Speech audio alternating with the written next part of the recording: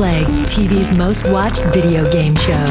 Today on X-Play, we preview Devil May Cry 4, meet our new protagonist Nero, and unleash some sick combos with Dante. Pro gamer T-Squared drops in with more tips and strategies to keep you alive in Halo 3. Plus, we go head-to-head to break down the controversial lawsuit between Silicon Knights and Epic Games. All this and much more. It's game time!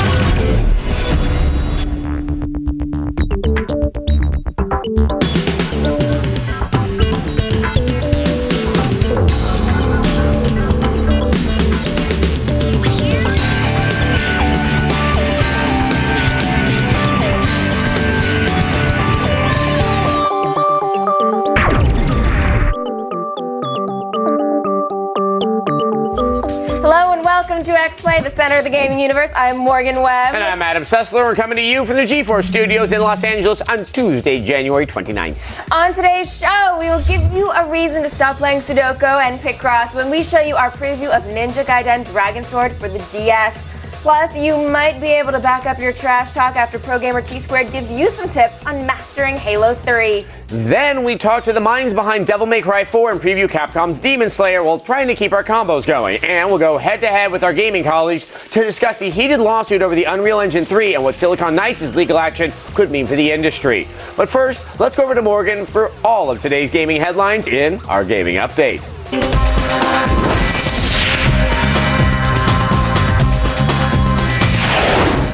Thanks, Adam. CNET Networks has named Ricardo Torres as GameSpot's new editor-in-chief. The announcement comes in the wake of the unsubstantiated internet controversy regarding the site's review for Kane and Lynch Dead Men and the departure of industry veteran and former co-editorial director Jeff Gertzman. Former site lead Greg Kasavin left the site last January, leaving GameSpot without an official editor-in-chief throughout 2007 and into 2008. In a recent press release, Ricardo said that he's eager to continue the site's tradition of excellence and is confident the site can move forward into 2008 and set a new industry standard for how video games are covered.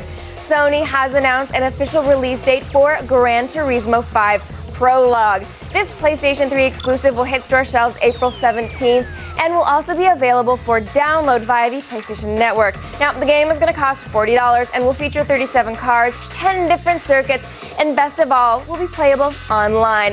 Gamers who purchased a copy of Grand Theft Auto San Andreas that was manufactured before July 20th, 2005 may have come across modified content that eventually became known as hot coffee. As a result of a class action lawsuit, gamers who feel they were offended by this content can request a cash refund in varied amounts up to $35. Now, the amount you receive depends on the details of your original purchase and whether or not you have original store receipt. Who does?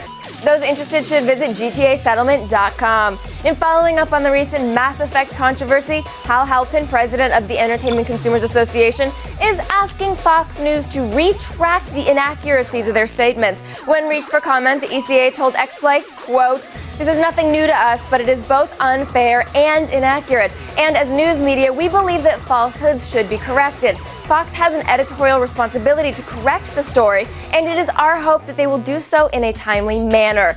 Later that day, on Fox News, anchor Martha McCullum acknowledged the controversy, saying, quote, "Last week we aired a segment about a video game called Mass Effect. There has been some criticism from the gaming community about the segment," end quote. She then went on to read Cooper Lawrence's New York Times statement, where Lawrence admitted her lack of knowledge in regards to the game and regrets over her comments. McCullum then extended Fox News' standing invitation to BioWare and Electronic Arts to appear on the show. When we contacted Fox News for further comment, they only reiterated their invitation to the parties involved. It is worth noting that some of the misstated facts on the Fox News segment did not originate with Mrs. Lawrence. Be sure to visit us at g4tv.com/xplay, where you'll continue to find all of today's up-to-the-minute video game news. Now let's go over to Adam, who is patiently waiting to show us a stealthy new handheld game. Thank you, Morgan. Well, most people would agree that ninjas are really fun, but it's a bummer that they don't come in tiny travel size. You know, all that's about to change as Ninja Gaiden comes to the DS. Who says deadly things don't come in small packages? Check out this preview of Ninja Gaiden Dragon Sword.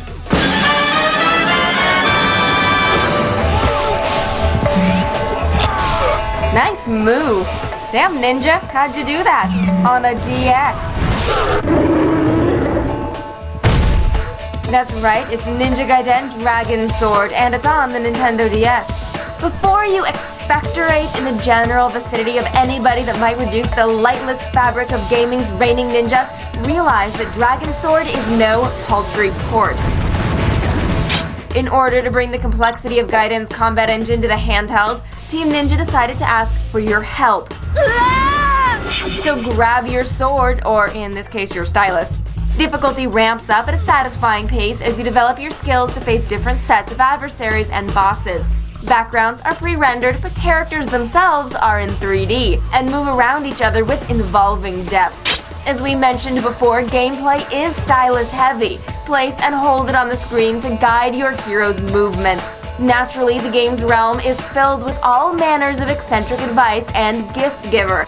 As you acquire Ryu's Nimpo magic, you'll need to trace an on-screen letter to trigger it.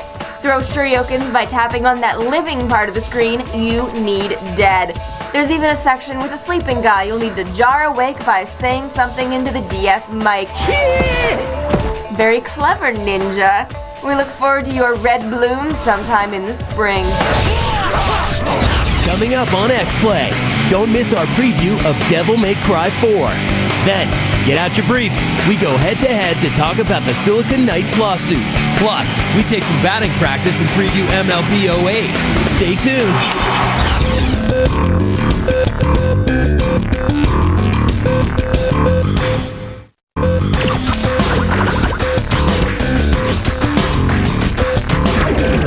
Why do you think the EverQuest didn't make it as big as World of Warcraft? They came out a week apart. EverQuest had a bigger fan base.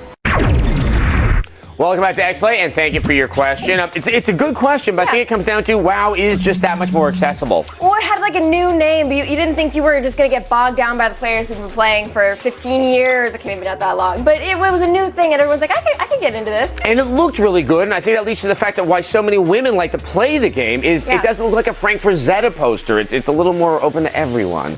Well, if you are sick of being target practice for your friends, you might want to listen up. Pro Gamer T Squared is back with some more tips on Halo 3.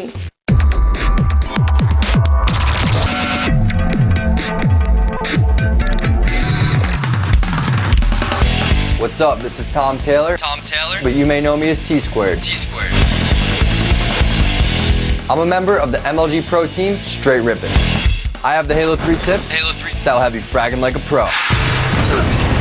In Halo 3, exploring the map is imperative. You gotta find new jumps, new hiding spots. I got a couple for Guardian right now. This spot here is useful for anyone that's coming up on you on long ramp. On this jump right here, you're wedging yourself in the side of the room. It's hard to master, but the reward is huge. Wait for him to run past you and give him the beat down. Killjoy. This next jump is when you're top center. Wait for the person to come around blue, jump off the map, land on this ledge. It's gonna look like you fell off, but instead he's getting the beat down again. Killing spree. This next jump is one of the hardest in Halo 3. You're gonna start blue 1 and end up blue 2. How you do this jump is line yourself up with the tree. You're gonna jump, wedge yourself into the tree, and then get onto the ramp to the right and come behind the enemy. He's never gonna know what hit him. This is one of my favorite jumps. You're gonna start on long ramp going to snipe 1. The guy's running bottom center and he's never gonna know I came behind him. Once again, upping my teabag count. All these jumps take practice, practice, practice. They're not just gonna come to you. You'll be a sneaky McSneakerson in no time. In case you haven't already heard, Dante's out and Nero is in. And no, I'm not talking about fashion. I'm talking about Devil May Cry 4. Find out what other surprises are in store for our Hack and Slash fans in this preview.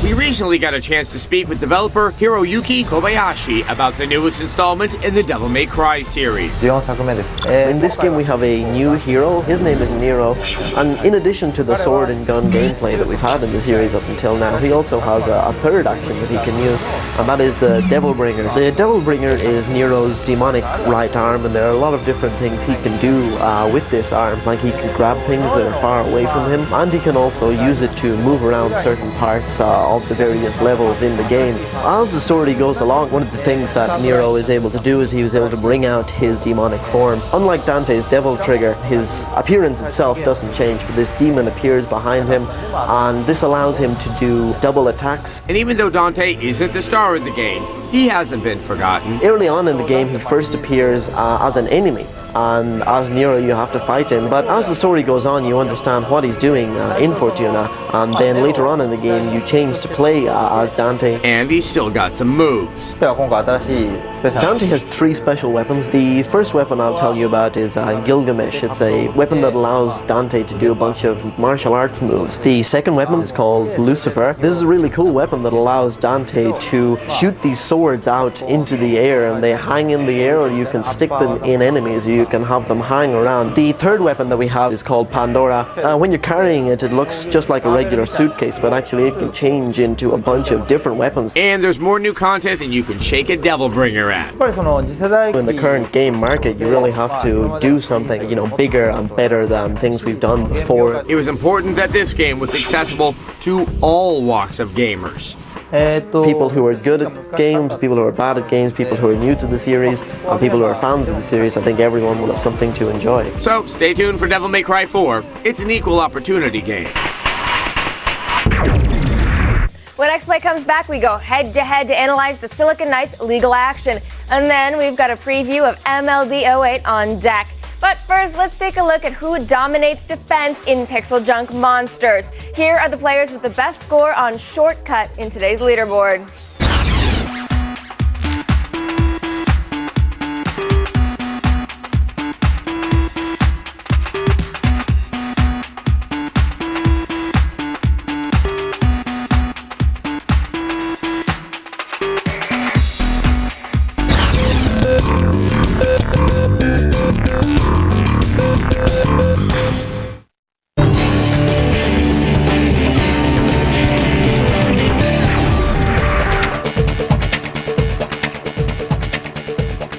Welcome back to XPlay. As you may know, back in July, a lawsuit was filed by Silicon Knights, developers of the game 2 Human, against Epic Games, creators of the Unreal Engine and developers of Gears of War. Due to the widespread application of this engine throughout the industry and the potential impact this case could have, we thought we'd shed a little light on the subject. Get ready to go head-to-head.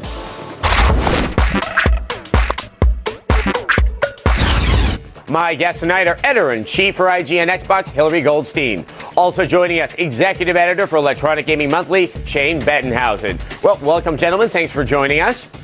So, Shane, let's just start off with you. Would you mind kind of giving a small breakdown of the various reasons behind the initial lawsuit from Silicon Knights against Epic Games? Well, Silicon Knights licensed the Unreal Engine 3.0 tech from Epic, and they spent a lot of money on it. And they were developing the game 2 Human. They realized the engine was not complete. It impacted the delay of the game. The game was delayed, so now they're suing to recoup their losses and try to make right on this problem. Now, Hillary, there was a countersuit filed by Epic Games against Silicon Knights right following the initial lawsuit. What are the details behind that particular action? Well, from what we understand of this lawsuit from Epic is basically that Silicon Knights decided that they were going to kind of build their own engine after the failures with the Unreal Engine. And so Epic is basically saying that Silicon Knights has not paid them properly and that the Silicon Knights engine itself uses too many parts of the Unreal 3 engine, which is kind of part of what is happening with a new part of the suit that just came in yesterday, where Silicon Knights is trying to keep Epic from actually being able to look at their source code to make certain that there aren't too many parts of the Unreal 3 engine being used now for 2 Human. All right, now we started moving to the world of esoteria right there. We use the word engine so much, but what is it exactly that the Unreal 3 engine is and what it offers to these people that license it out? Shane? Well, I mean, it's kind of hard to explain, but it's the basic framework for building a game. Everything from the graphics you're seeing to the environments to the characters. It's basically a set of tools that easily allows a developer to create a good-looking game. I mean, we've seen a lot of games come out using the Unreal Engine, but you haven't seen games that look as good as the games that Epic makes. And that's kind of what Silicon Knights is getting at here, that they think that Epic has a special relationship with their own engine that no one else can make games of that quality with. Now, Hillary, also I think an element of the Unreal Engine is that it's not just like one big chunk that everyone gets that you plug in. It is something that obviously other developers get to play with. Do you have a better understanding of how that aspect of it works? No, I don't, because the only thing I'm able to develop is strange rashes on my body. But what I do know is that it is a multi-purpose tool set, and that kind of what we understand is that you actually can license different parts of the tools, because in part of this suit we found out that Silicon Knights actually paid $750,000 to license the Unreal Engine. Back to what Shane said, though, I would actually say that one of the reasons why Epic is probably good at using the Gears of War is because, or a game like Gears of War or Unreal Tournament is because they know that engine better than anybody else ever will. They know how to use that tool set. They know how to maximize it, whereas everybody else is just sort of renting it out. Obviously, it's not just Silicon Knights that's using the Unreal Engine. So many companies and developers out there are using Unreal technology. Why is it so appealing, and why does everyone seem to want to keep on going back and use it? Shane? Well, it was one of the best looking graphic sets we saw a few years ago. It was easy to use, it was affordable, it seemed like a good solution for next-gen development that would allow developers, especially with multi-platform development, to create good-looking games. But that's part of the problem, and the part of this lawsuit is the PlayStation 3 version of this engine, which Silicon Knights also licensed, was not complete. And so far, only one game has shipped, and that's Midway's Unreal Tournament 3, that uses this engine, and a lot of games have been canceled because Silicon Knights was unable to finish that engine, and that's a big part of this lawsuit as well. And then one last question, Hillary. Right now, do you see this as any type of threat to other companies that are using the Unreal technology, the fact that this lawsuit might somehow slow their development cycle? We know that there have been a few subpoenas that have gone out to other developers that are asking, who have used the licensed the Unreal Engine, asking to see their code, to talk about them about this experience. So we know that probably is going to take some time because you're going to have to go into court, give a deposition. When we talk about source code, we're talking about the actual building pieces for your game, and people are very protective of those kind of things because they are easy for other programmers to rip those things off. So I do think it could maybe slow some people down, but honestly, I don't think this is going to have a major impact on the industry. We really hope it doesn't. Guys, thank you so much, but that is all the time that we have. Hillary and Shane, thank you again for joining us. And stay right there. X-Play will be back right after this. Up next on X-Play, grab your HGH and an asterisk for the record books. We've got a preview of MLB 08 on the way. Don't move.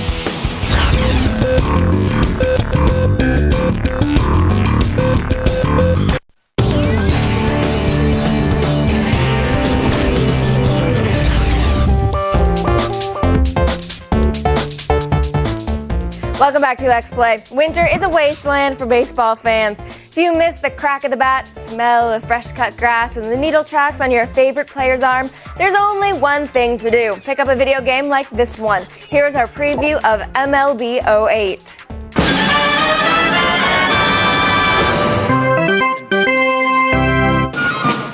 The week before Super Bowl. Sports fans are football crazy, and that makes this the perfect time to check out the latest baseball extravaganza, MLB 08, The Show.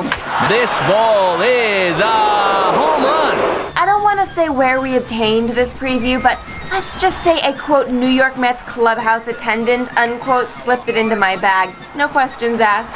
Baseball games rarely change all that much from year to year, but we hear MLB 08 The Show is going to be even deeper than previous games in this series. You get special bonus points for consistent hitting. The higher-ups call it a progressive batting performance. Over the wall, home run. And if you fall into a slump, or if you're Nomar Garcia-Parra, a 3-year slump, penalties will come your way. Nice play for the first down. And just like 07, the announcing is the same, led by the colorful Rex Hudler. As you are so fond of saying, yeah! Rex Hudler, as you all know, was arrested at a Kansas City airport because he had a little bit of the leafy green on his person, prescribed, of course, by a doctor. Time to ask for a new rock. MLB 08 The Show is slated to testify before Congress in just a few months. We'll tell you even more about this field of dreams then. And it's gonna be a home run. And then, and only then, will there be joy in Mudville. This one had more than enough to get out of here. If hunting big game in Cabela's African safari just isn't cutting it anymore, you might want to think about a more formidable foe, like raptors. Turok will be unleashed into stores on February 5th, but we have the latest trailer for you now.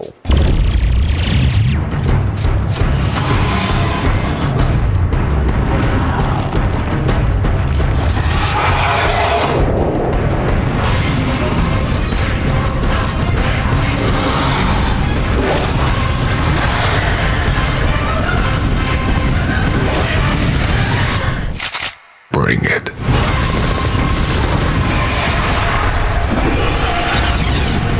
Make sure to tune in this Friday when we'll have our review of Turok.